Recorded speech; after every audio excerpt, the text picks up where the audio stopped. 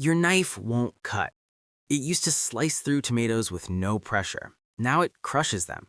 You try to cut a rope and the blade just slides off. You find yourself sawing through meat instead of cutting it. And you're realizing a dull knife isn't just an inconvenience, it's dangerous. You press harder, the blade slips, and you cut yourself instead of the food. So you bought one of those pull-through sharpeners, the kind with the little ceramic wheels.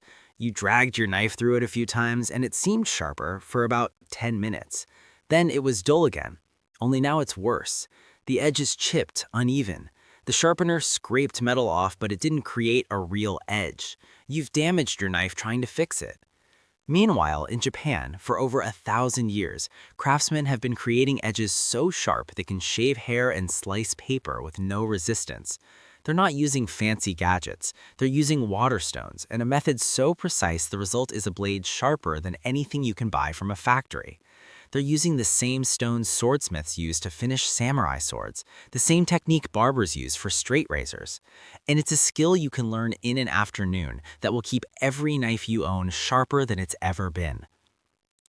Let's start with what sharpness actually is. A sharp edge is just two flat planes meeting at a very fine point. Under a microscope, it's a perfect smooth V. A dull edge is rounded like a U. When a knife dulls, that fine point has either bent over, worn away, or chipped. To sharpen it, you have to grind away the damaged metal and create a new, perfect V. This is exactly why pull-through sharpeners fail. They use coarse, aggressive inserts set at a fixed angle that probably doesn't even match your knife. When you drag the blade through it, it doesn't grind a new edge, it tears one. It creates micro-serrations, a rough, jagged edge that feels sharp for a moment because those serrations are aggressive. But they're weak. They fold over and dull almost immediately, leaving your knife worse than when you started. Now, let's talk about water stones. These are Japanese sharpening stones that use water as a lubricant. They come in different grits, just like sandpaper. Low numbers like 400 are coarse for serious repair work. A medium 1000 grit stone is the workhorse for setting a new edge.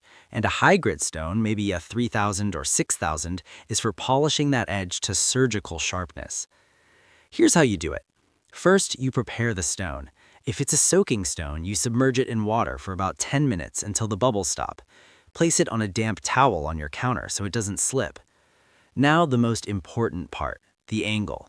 Most kitchen knives use a 15 to 20 degree angle on each side. An easy way to find this is to lay the blade flat on the stone, then lift the spine just enough to slide 2 stacked pennies underneath it. That's roughly 15 degrees.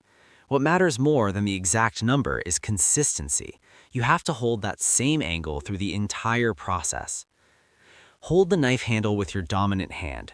Place the fingers of your other hand on the flat of the blade to apply light, even pressure. Now push the blade across the stone, away from you, as if you're trying to slice a paper-thin layer off the top. Make it one smooth motion, from the heel of the blade to the tip. Maintain that angle. Don't let it wobble.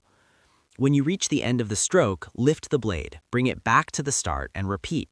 You only sharpen on the push stroke, pushing away from you. Dragging it back towards you will ruin the edge you're creating. After 10 or 20 strokes, it's time to check for the secret to all sharpening, the burr. The burr is a tiny wire of metal that folds over to the opposite side of the edge you're working on. It's the physical proof that you've ground all the way to the very apex. To feel for it, carefully slide your fingertip from the spine down towards the edge on the side you weren't sharpening. You'll feel a tiny rough ridge. That's the burr. Once you can feel it along the length of the blade, you're done with that side. Now you flip the knife over and do the exact same thing to the other side. Same angle, same smooth, pushing strokes. Keep going until you can feel a burr has formed on the first side. At this point, your knife is technically sharp, but the edge is still coarse, so you move to your fine grit stone. You repeat the entire process, same angle, same strokes, creating a burr on each side, but this time you're not removing much metal, you're polishing. You're replacing the coarse scratches from the 1000 grit stone with microscopic scratches, refining the edge until it's mirror smooth. The final critical step is removing the burr. That weak wire of metal will break off the first time you use the knife, taking the sharpness with it.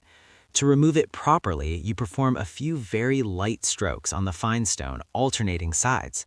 One stroke on the right, one on the left. No pressure, just the weight of the blade. This gently grinds the burr away, leaving a clean, strong apex. How do you know you're done? Test it. A truly sharp knife will slice through a piece of paper held in the air with no resistance, no tearing. It'll shave hair off your arm effortlessly. The whole process takes maybe 15 minutes once you have the muscle memory. The first few times will be slow, but it quickly becomes intuitive, and the results are undeniable. The consistent angle creates a perfect geometric edge. The progression through grits refines it to a level of sharpness you can't buy. And because you're removing so little metal, your knives will last a lifetime. This isn't some lost art. Japanese sushi chefs do this every single day. A sharp knife makes cleaner cuts, preserving the texture of the fish. A dull knife crushes it. The same is true for your tomato.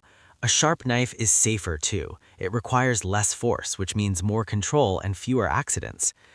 We live in a culture of disposable tools and quick fixes. We buy cheap knives, use them until they're useless, and throw them away. Learning to sharpen on waterstones breaks that cycle. It's a fundamental skill of self-sufficiency. You buy one good knife and a couple of stones, and you are set for life. So look at that dull knife on your counter. You can keep fighting with it, or you can spend one afternoon learning a 1,000-year-old skill. Soak the stone, find the angle, feel for the burr. Your knife won't just be sharp, it'll be an extension of your hand, a precision tool ready to do its job, effortlessly. That's the difference between a knife that crushes and a knife that truly cuts.